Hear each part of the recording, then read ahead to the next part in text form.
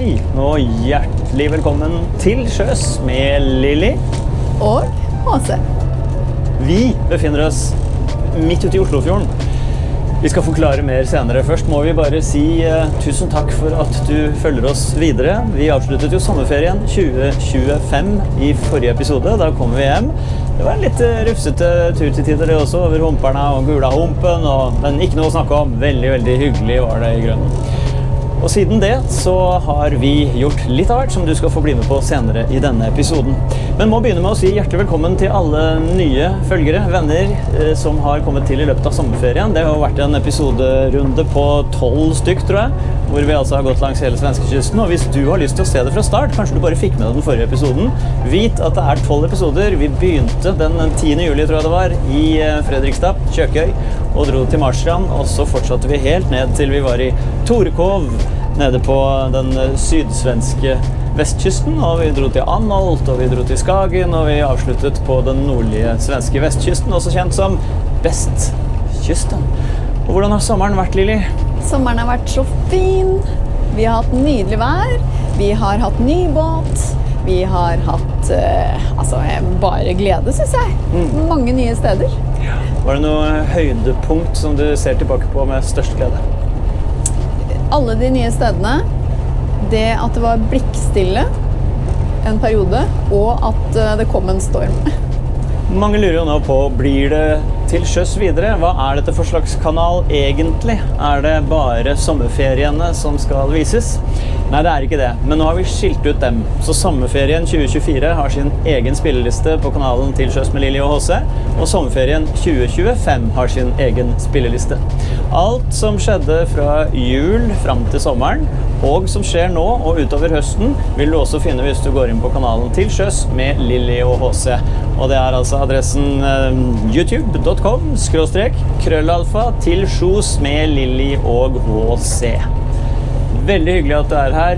Vær så snill, lik og abonner ikke minst. Det betyr så ufattelig mye mer for oss enn du tror. Og så er det jo veldig mange etter hvert som har valgt å bli medlem også. Det betyr at du får episodene noen dager tidligere, og det er også en del annet materiale som tilfaller de som er medlemmer. Det er ikke dyrt, det er ikke noe vi forventer, men har du lyst, så er du hjertelig velkommen. Det er veldig hyggelig.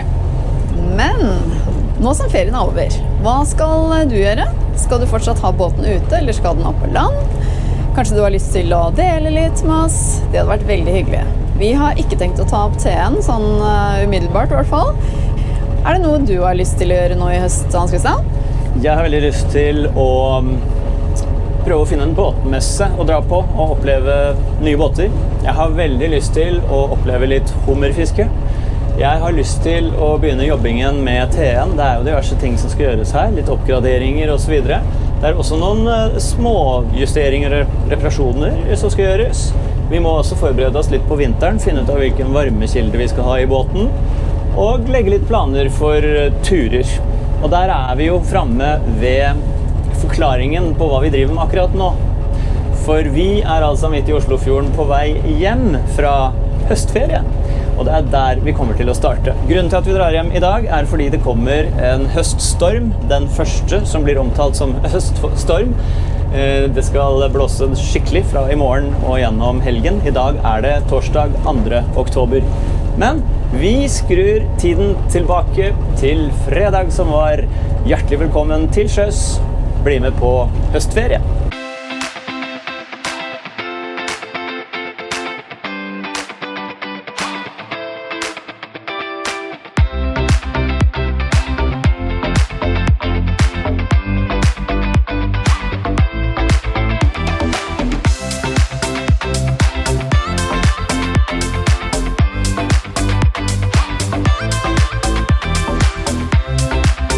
Det er 26. september. Det er høst, det er sol. På grunn av været, og på grunn av jobben, og på grunn av alle de tingene som livet er, så har vi altså ikke vært ute og kjørt i TN siden vi la til ved denne brygga da sommerferien var slutt. Og det har verket i hele kroppen, og lysta på båttur har vært enorm, men det har altså ikke skjedd før nå.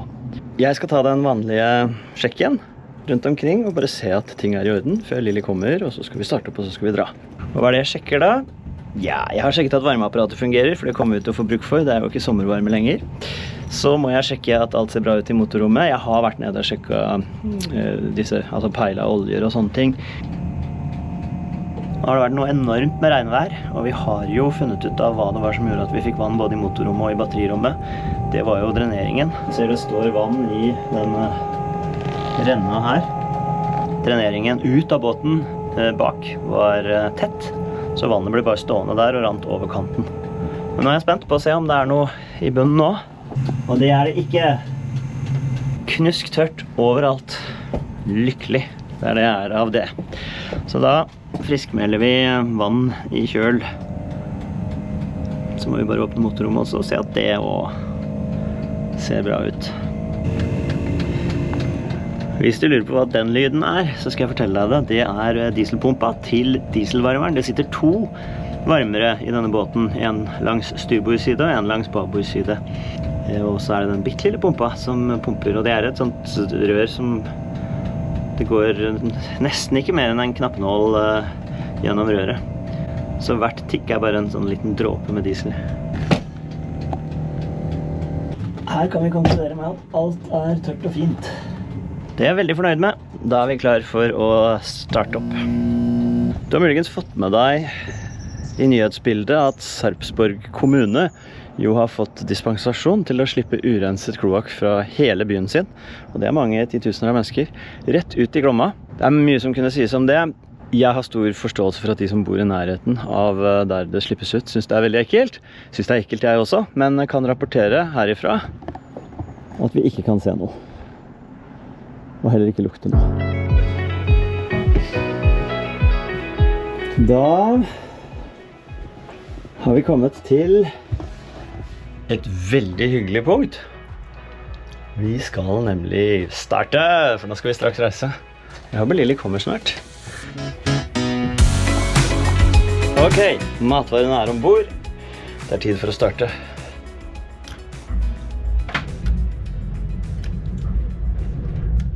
Raymarine-utstyret har en drøm om å oppgradere og har begynt å se. Så jeg sitter på kveldene og blar gjennom på Raymarine-sidene og ser på veldig mye kult utstyr. Ønsker meg jo også, som jeg har sagt tidligere, å få matta inn motordata. Der har vi funnet ut hva som mangler. Det er ikke sikkert det mangler engang. Det kan hende at kabelen allerede sitter der. Og så AIS, som jeg har sagt før. Veldig lyst på AIS igjen. Se hvem som har kommet! Da er vi klare for avreise. Motorene har gått i noen minutter. Alt høres og ser bra ut. Vær så god. Vi begynner med denne stormtrossa. Det har blitt veldig mye tøv fordi det har blåst så fælt, så jeg har måttet legge på etter hvert som jeg har blitt nervøs. Det er greit, det. Da erklærer vi høstferien 2025 for offisielt åpnet. I know a girl who's so fine, she's running laps around my heart. She's more than perfect, she's not the type to go play a part. She came and killed my whole life, and just like Mike Tyson, now I'm here seeing stars. Okay, I'm just trying to describe her, I don't know where to start. All my life I knew she's my baby, I can't hide it, making me crazy. Sometimes I close my eyes and dream about when we met in high school, and I've been trying to tell. Går det fint å rydde seg inn igjen? Ja, det går fint, og vi må jo ha med blenderen vår. Det er en utrolig fin høstdag. Nesten vindstille i dag. Blå himmel. I Oslo har vi fått rapporter om tåke, så vi holder oss her i Østfold, tenker jeg. Vi skal til Larkollen. Der er det fint. Larkollen er nydelig. Det er veldig fint i Gjestehavna på Støtvik Hotel. Det vil dere snart få se.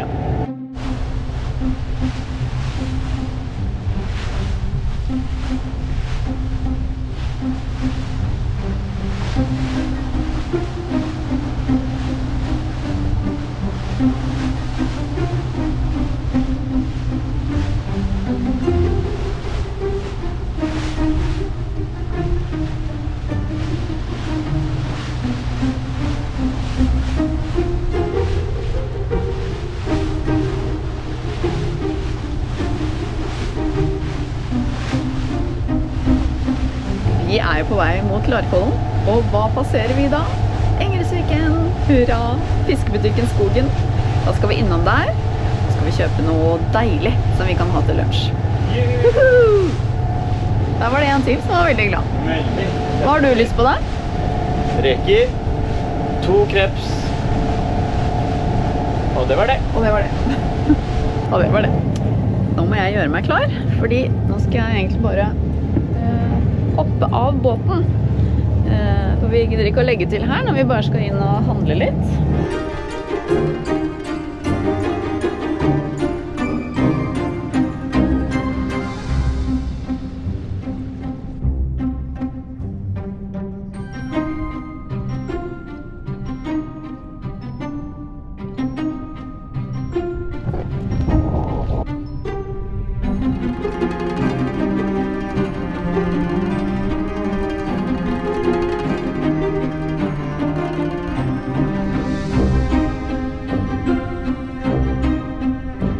Det er så koselig her i Engelsviken. Her er det skikkelig sommereldread også, men vi liker det jo hele året.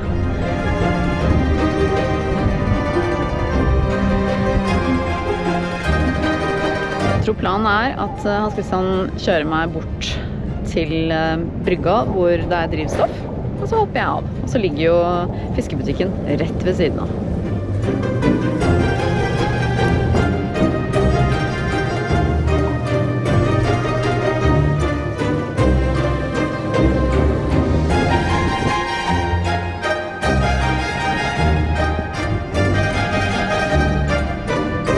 Fiskehandelen, Brødrene Skogen.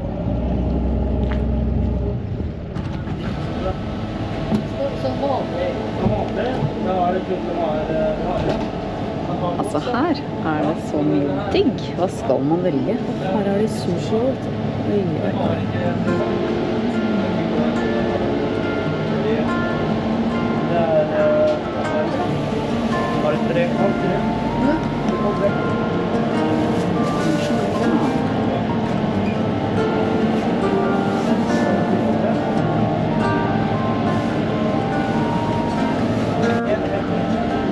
Lala, bare å glede seg.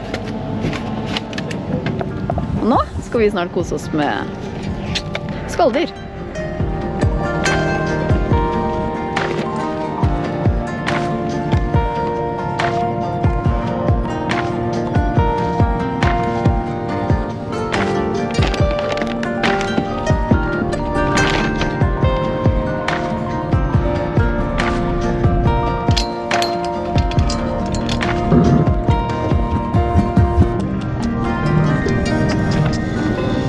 Hurra!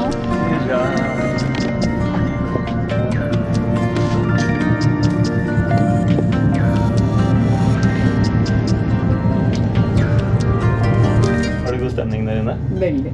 Så mye godt innpå der da. Ja. Deilig. Hva er det i posene? I posen er det en halv kilo reker. Det er 2 kreps. Det er et brett med sushi. Og så er det 2 laksekaker. Gjesthavna i Engelsviken ligger der. Der ligger den. Og da er det bare på plasser som er merket som gjesthavn. Men et utrolig fint sted. Anbefales. Så går det an å komme inn her, men det går også an å komme inn der, hvis man bare passer på den markeringen i midten der.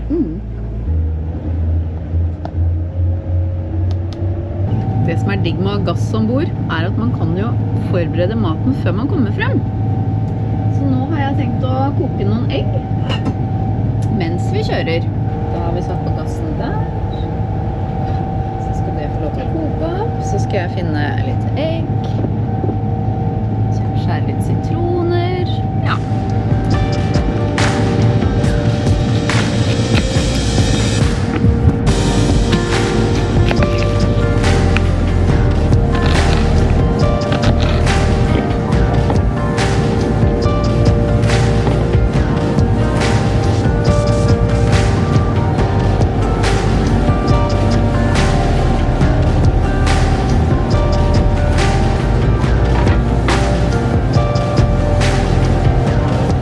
Høstferie er jo egentlig enda bedre enn sommerferie ombord i båt, for det er enda bedre plass.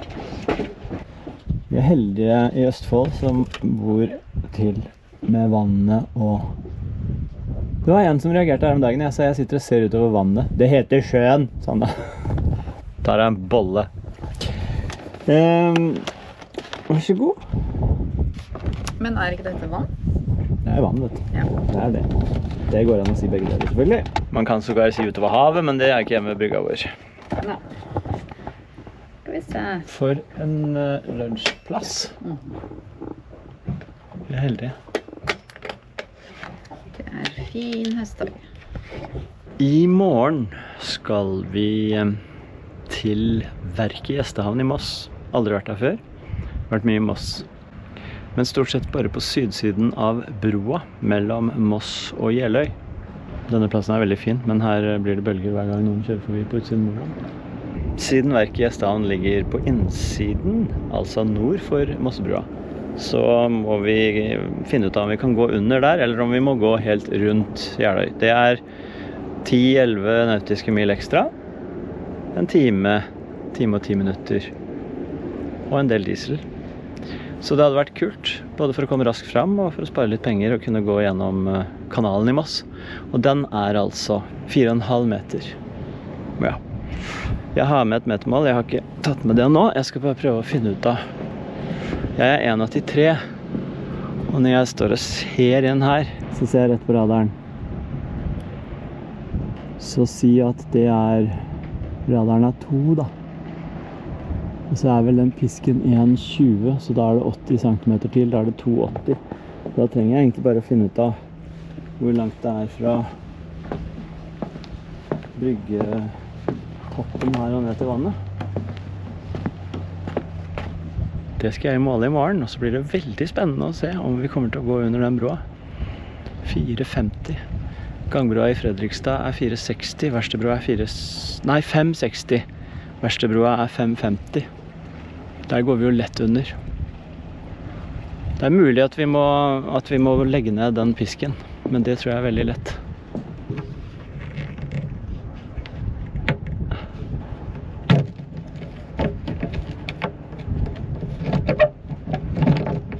Yes.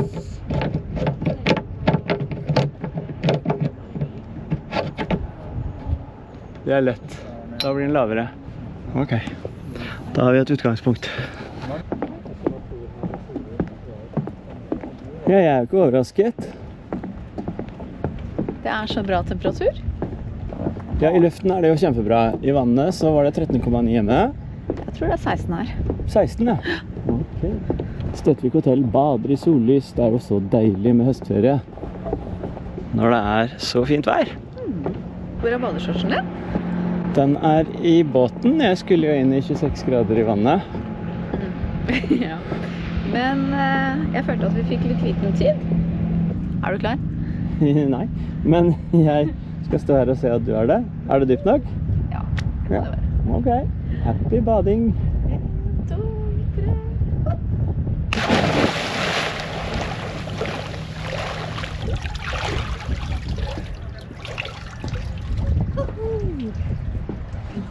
Bra. Hva var temperaturen? 16.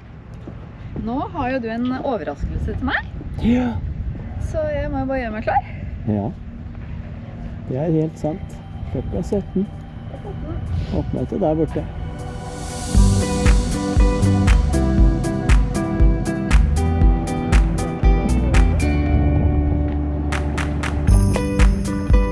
I know you got a feeling now. Gonna let it out. Nå har jeg invitert med badedronningen på cocktailkurs. Ja, du hørte riktig. Det er jo ikke så veldig båt-tv-sk, så det er ikke sikkert det blir så veldig mye av det her hos oss, men vi skal da prøve det da, og se om vi kan lære noe. For det er jo ikke fritt for at i løpet av en ferie så er det hyggelig å ta den der lille kveldskosen ombord, og kunne et triks eller to om hva man skal servere. Det er hyggelig å gå ut også, men det har jo blitt sånn etter hvert at annenhver gang kanskje bør være hjemme, fordi at den gangen man velger ute har blitt dobbelt så dyr. Og sånn er det bare. Det må vi ta med oss. Så derfor, Selvhjelp. Cocktailkurs. Jeg gleder meg. Wanna see you, 'cause you've been feeling seen through all your life.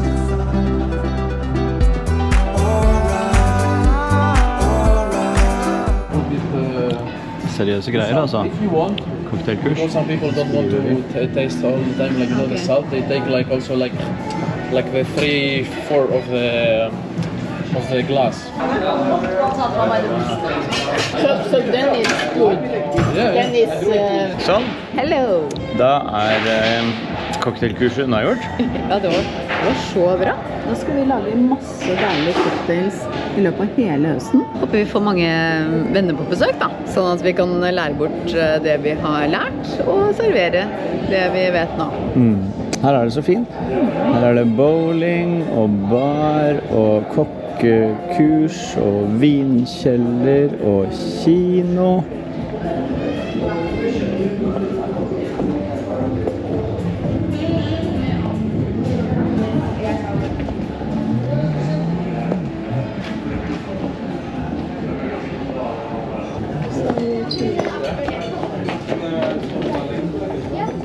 Man skulle tro man var et helt annet sted på planeten. Herlighet. Se. Blikkstille. Det lyset.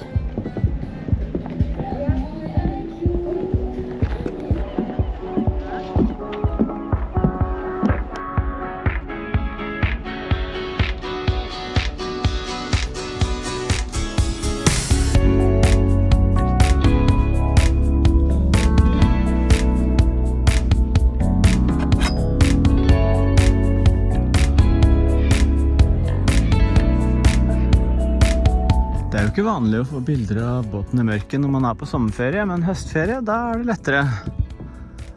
Du verden, så utrolig mørkt det blir. Og så fort. Ja. Men nå skal vi ha bowling. Ja, rett og slett. For det er jo bowlingbane på Støtvik Hotel. Jeg vinner. Fys i bakken. Så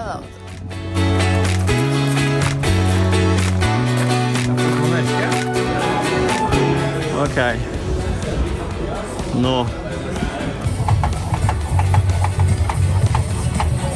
Ok, det er nådeløst her nå. Jeg er veldig redd for min egen fremtid.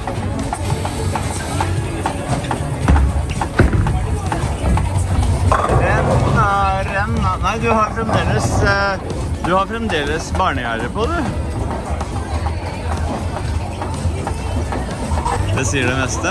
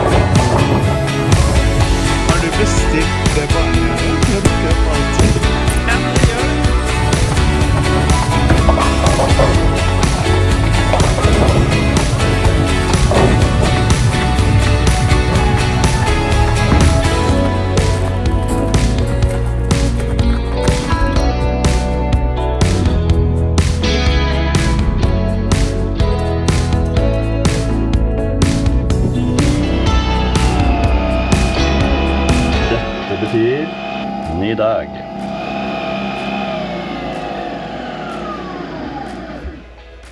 Takk til kaffemaskinen som gir oss så mange gleder. Og lørdagskaffe, det er ekstra gledelig. Ja, det er det. Hva er planen i dag? Planen i dag er drikke kaffe, bade, kaste loss. Innimellom der, steke egg og bacon. Jeg skal vaske 2 fendere. Vi som kjenner henne vet at når Lilly sier hun skal bade, så tar det ikke lang tid før hun er i gang med prosjektet. Se så vakkert det er her, og for en dag. Det er litt mer skyer innover der hvor vi skal. I dag står Moss på programmet. Mann.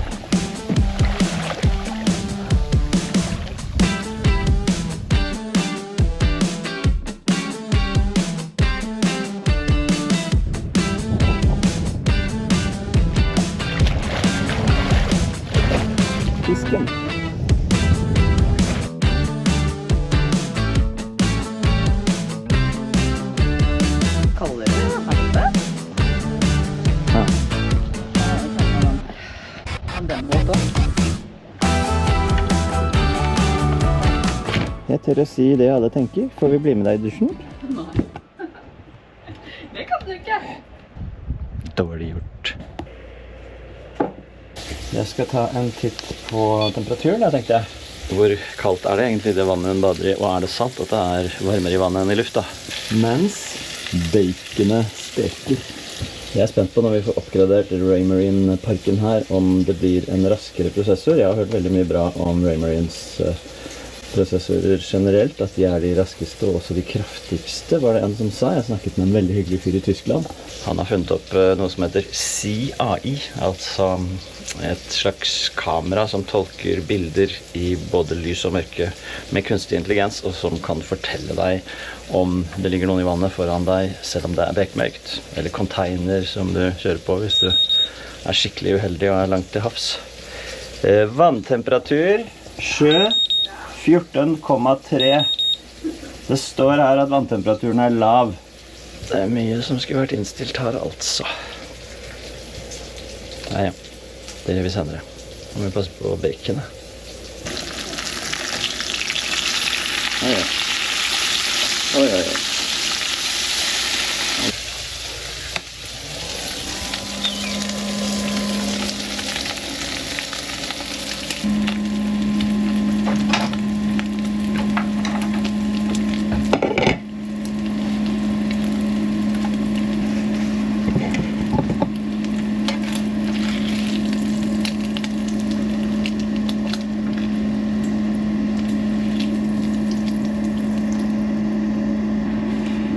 Stekefett skal helst ikke i noen rør, og i hvert fall ikke i sånne PEX-plastikkrør i båt. Så det må vi prøve å unngå.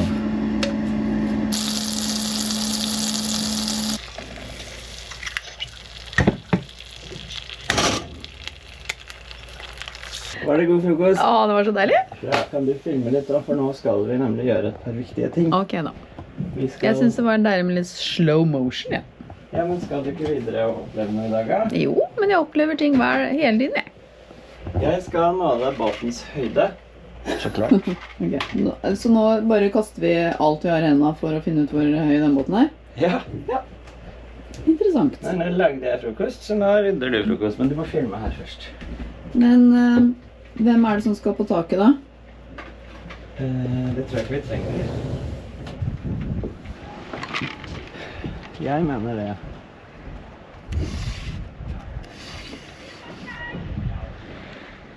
Må ta den helt ned i vannet. Ja, men da ruster den. Sånn, 10 cm mer enn det der. Og en halv meter mer enn det der. 3,80. Hånda mi er den nå helt oppe ved den lampa. Da er det 3,80, for nå er den i vannet. Da er den jo under 4 meter. Og Moss Havn sier 4,50. Da må jo det gå bra. Så da er den 4 meters i da. En halv meter? Jeg holder jo det. Det skal jeg vaske opp, kjæresten min. Du som er målemester. Jeg kan gjøre det. Er det liv i linja? Det er liv i linja. Så bra. Det er fint. Da er det jo ikke noe bestemt rekkefølge å tenke på tau her. Nei, skal du passe på den uteliggeren din? Er det det jeg sa? Ja, Min oppgave? den bak må vi passe på. Så det jeg gjør er at jeg prøver å trekke oss sidelengs ut mot vinden. Og så når vi har rumpa langt nok fra til å svinge nordover, så gjør jeg det. Nå da? Vi har 3 meter igjen til uteliggeren. Ok.